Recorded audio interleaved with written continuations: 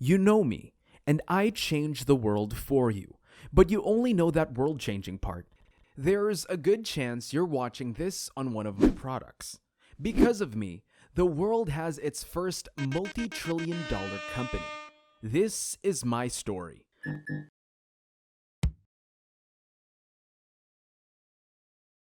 I was born on the 24th of February, 1955 in San Francisco.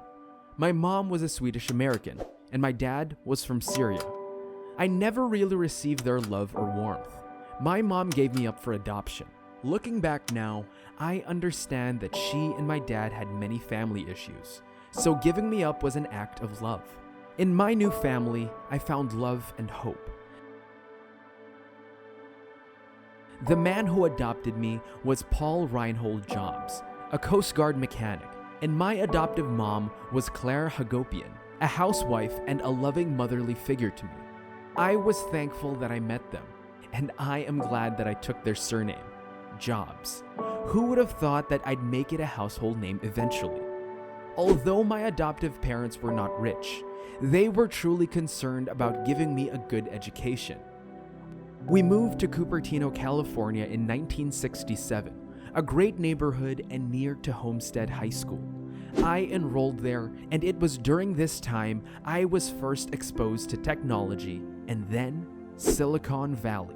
In Homestead High School, I met my lifelong friend and business partner, who will be there with me during our journey to the top of the tech world, Steve.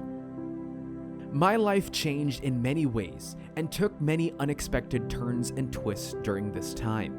Although my line of study was science and technology, my interest in philosophy, literature, and drama grew immensely. Soon, I was more interested in them than in science or tech. I discovered Shakespeare, Dylan Thomas, and all that classic stuff. I started to listen to music a whole lot, and I started to read more outside of just science and technology, Shakespeare, Plato. After graduation, in 1972, I enrolled at Reed College in Portland, Oregon. Once again, it was expensive, but my parents afforded that for me. It was a good experience at first, but I dropped out after the first semester. It was a waste of my time and my parents' money. Too bad I didn't see it at first. I realized that this education system is meaningless, but I didn't let my parents know. They wouldn't understand, and I didn't want to hurt them. But soon, life got tough. I was broke and had no job, so I did everything I could to not starve.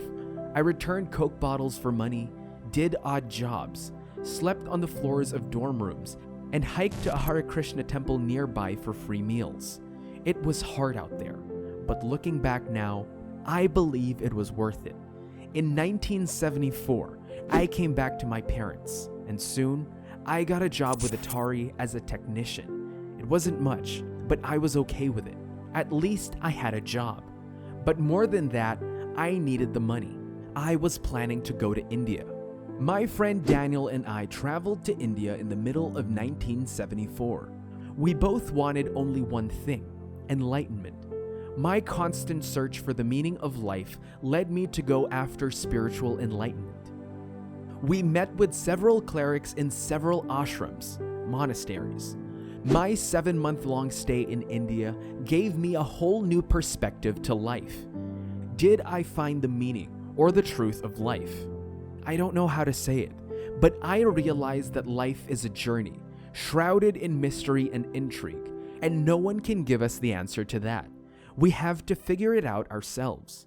I learned that our time here is limited. Don't spend it living someone else's life. After 7 months, I came back, and what I went through had changed me dramatically.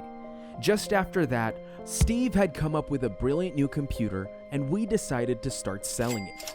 Our first headquarters was my garage.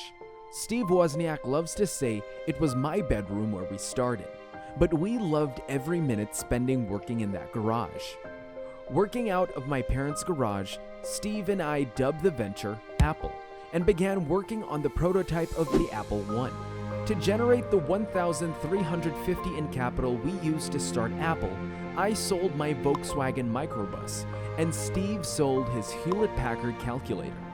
By 1977, we introduced the Apple II, the first personal computer with color graphics and a keyboard.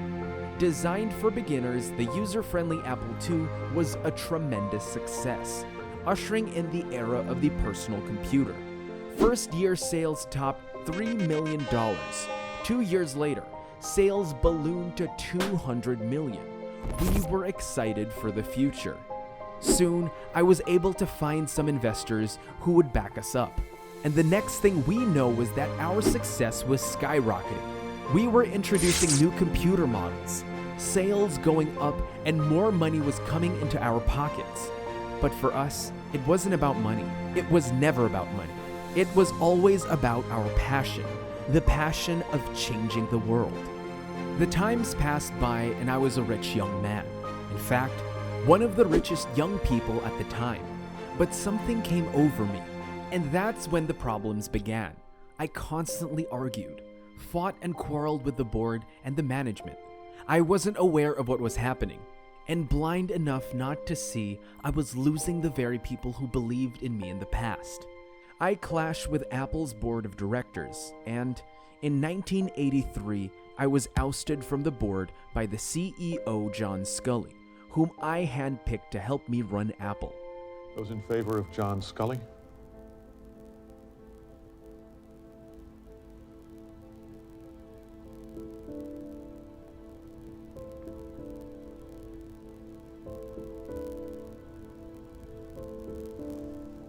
All in favor of Steve Jobs?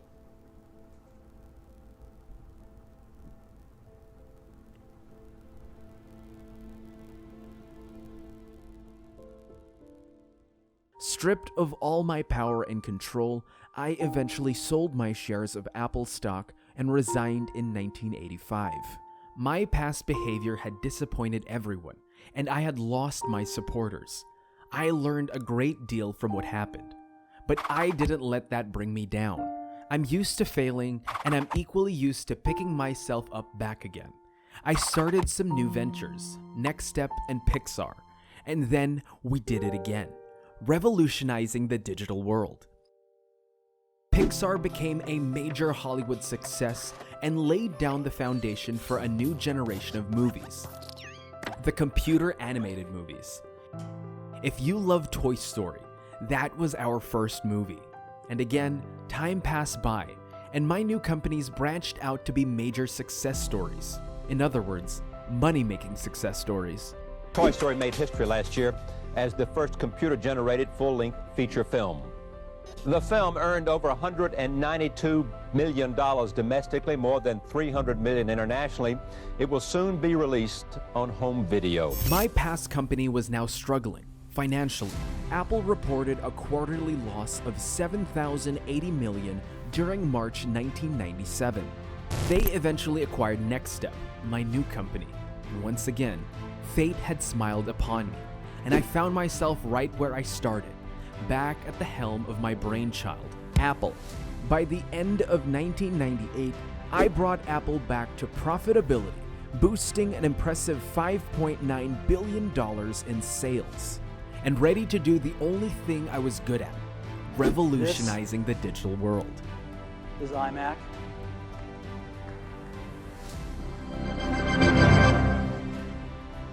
Some say money is the root of all evil, right?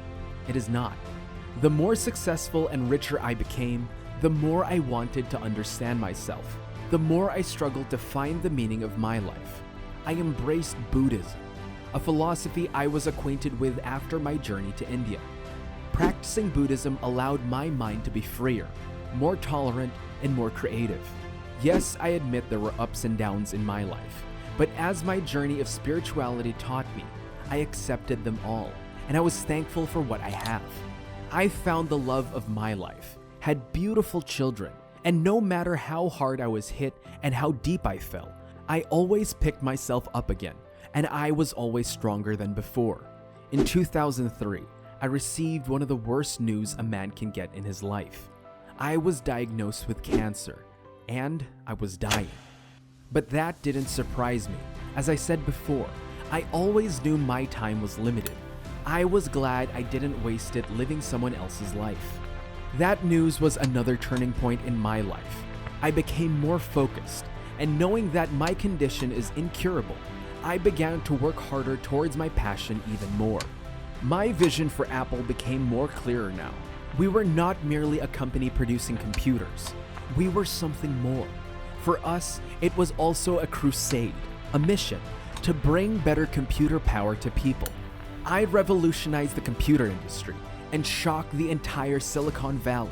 In the early 2000s, our innovations were just getting started. Don't forget about the iPod in 2001 and iTunes in 2003. By 2007, I changed the landscape of technology and humanity forever. I introduced Apple's iPhone. My vision was a widescreen iPod with touch controls, a revolutionary mobile phone, and a breakthrough in internet communication devices. Revolutionary it was, in more ways than I could have ever anticipated. The iPhone today transformed the way we communicate, interact, get information, and connect with the world, and it will forever change every aspect of human life, from relationships, entertainment, to the economy, finance, and commerce. Sometimes when you innovate, you make mistakes. It is best to admit them quickly and get on with improving with other innovations. You cannot connect the dots looking forward. You can only connect them looking backwards. So you have to trust that the dots will somehow connect in your future. Your time is limited, so don't waste it living someone else's life. Don't be trapped by dogma, which is living with the results of other people's thinking. Don't let the noise of others' opinions drown out your own inner voice. And most important, have the courage to follow your heart and intuition. They somehow already know what you truly want to become. After all these years revolutionizing the world, I finally found the meaning of my life, and it was to change the lives of others. And the rest of the story after that, as you know it, is history. I am Steve Jobs, the founder and the visionary behind Apple.